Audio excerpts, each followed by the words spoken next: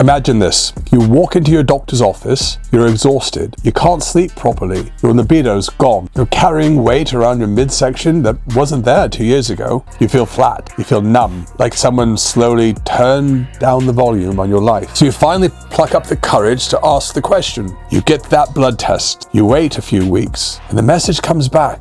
Everything's normal, and you sit there staring at the screen thinking, then why do I feel like this? Here's what nobody told you. Normal on a blood test doesn't mean healthy. It doesn't mean optimal. It doesn't even mean you're okay. It means statistically you're not sick enough to diagnose. And for millions of men across the UK, Europe, and the United States, that single word, normal, has kept them trapped in a version of themselves they don't even recognize. Not for years, and don't recognize themselves for sometimes decades. What's coming? I want to spend the next 20 minutes unpacking exactly why this happens. Once you see the system actually works behind the scenes, you'll never look at a normal result the same way again. We'll talk about why the reference ranges your doctor uses are almost certainly lying to you, and we'll look at what's actually happening to testosterone levels in men globally, and the numbers will shock you. We'll explore the single most misunderstood hormone panel in medicine, and by the end, I'll show you exactly why and what proper assessment looks like, and what your real options are. So, if you've ever been told you're fine when you know deep down that you're not, this video's for you.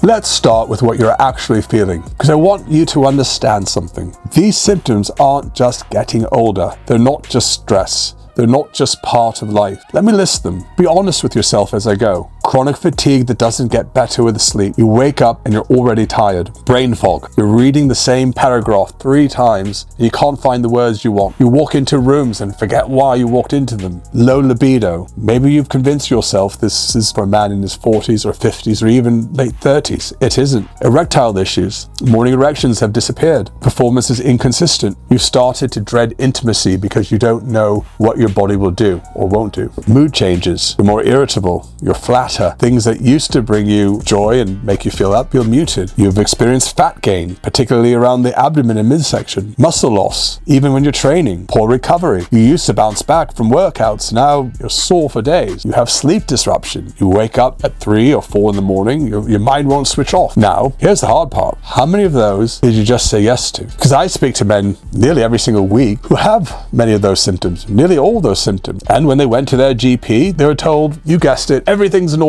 And they walked out of that appointment feeling more alone than when they walked in, because now they're not just unwell and not believed. So let's actually break down this word normal. When your doctor looks at your testosterone result, they're comparing it against a reference range. In the UK, that's typically somewhere like between 8 nanomolars per litre and 29 nanomolars per litre. In the US, they use different units, about 264 to 916 nanograms per deciliter. Now, where do these numbers come from? This is the part that should make you sit up straight. Those ranges are built from population data. They take thousands of men of all ages, measure their testosterone, and keep the middle 95%. The bottom 2.5% and the top 2.5% are called abnormal. Everyone else is normal. You see the problem here? That population, including men who are obese or diseased, men who are chronically stressed, men who are sleep deprived, men with undiagnosed metabolic disease, men on medications that crush their hormone levels, and men who have themselves suboptimal levels but have never been flagged. You are being compared against a sick population and being told that you're fine because you fit in that sick population. And so here's where it gets worse. Multiple large studies over the past 30 years have shown that average testosterone levels in men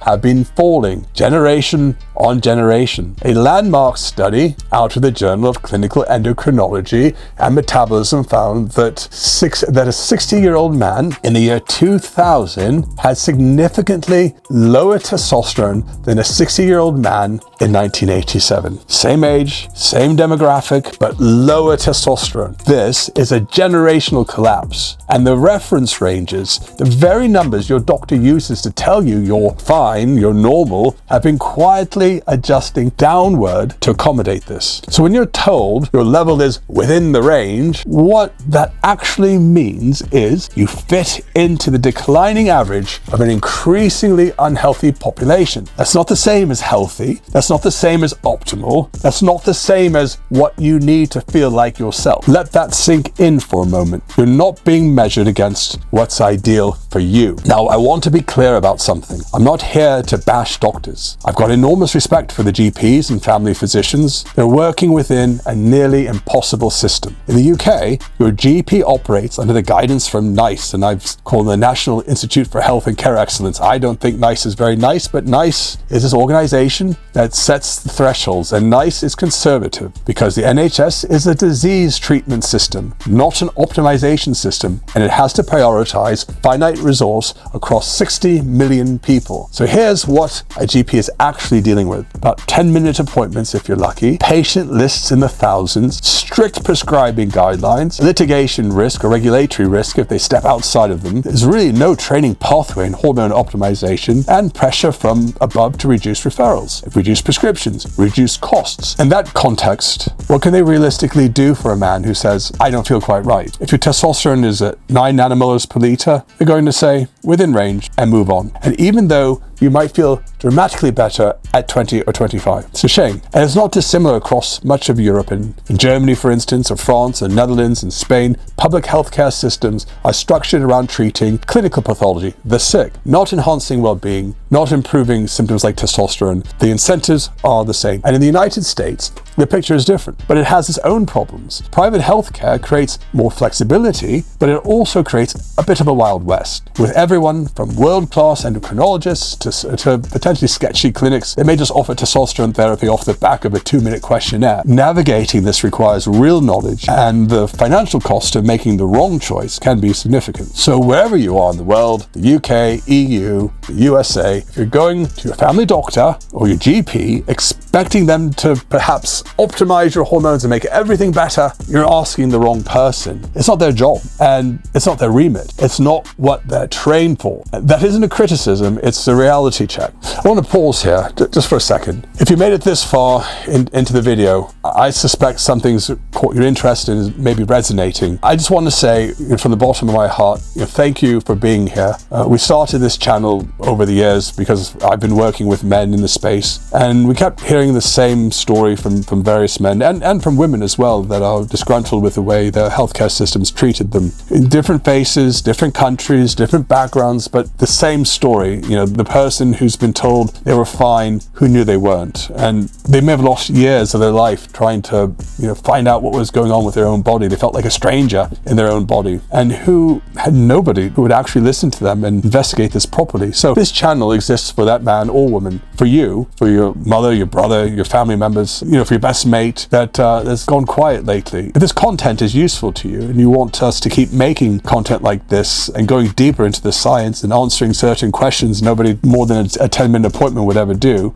please hit that subscribe button down below, and maybe even the hype or like button. It's free. It takes a second. It doesn't cost you anything, and it tells us more about what your interest is and what matters to you. And it lets us reach more men who are sitting at home right now feeling exactly maybe the way you're feeling when you clicked on this video. So this isn't a sponsorship channel. What we're trying to do, we're not trying to sell you anything or supplements in every video. This is information. It's honest, clinical, uncensored information. The only way we can grow this is if you help us by subscribing. So if you're with me, subscribe, like, and if you know someone who needs to hear this, send them this video. It might genuinely change the course of their life. So now back to it. Because there's a piece of this puzzle I really need you to understand. When most men get tested, they get a single total testosterone reading. Sometimes 2 markers if they're lucky. That's it. That's completely fundamentally inadequate. Testosterone doesn't operate in isolation. It's part of a web, an orchestra of hormones influencing each other. If you only listen to one instrument, you can't hear the music. Let me walk you through what actually matters. Firstly, total testosterone.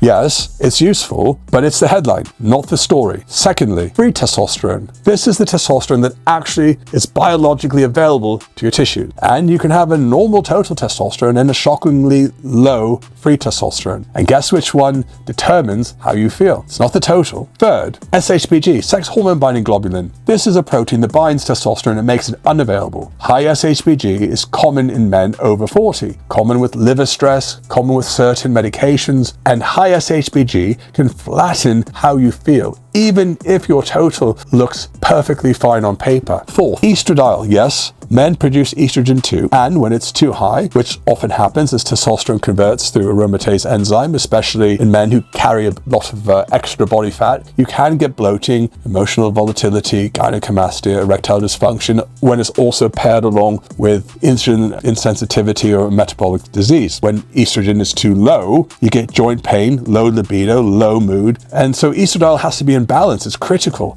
It's almost never tested in primary care. Fifth, you need LH and FSH, luteinizing hormone and follicle stimulating hormones. These are the signals from your brain telling your testes what to do. They tell us whether the problem is upstream in the signaling or downstream at the testes themselves. Completely different problems, completely different solutions. And sixth, prolactin. An elevated prolactin can crush testosterone and libido directly, and in rare cases indicates a pituitary tumor, usually a benign pituitary tumor. You can't skip this. 7. Full thyroid function. TSH, free T3 and free T4, ideally thyroid antibodies as well. Subclinical hypothyroidism mimics low testosterone almost perfectly. Fatigue, weight gain, brain fog, low libido. 8. Insulin and HbA1c, fasting insulin in particular, metabolic health and testosterone are inseparable. Insulin resistance directly suppresses testosterone production, increases its conversion to estrogen. 9.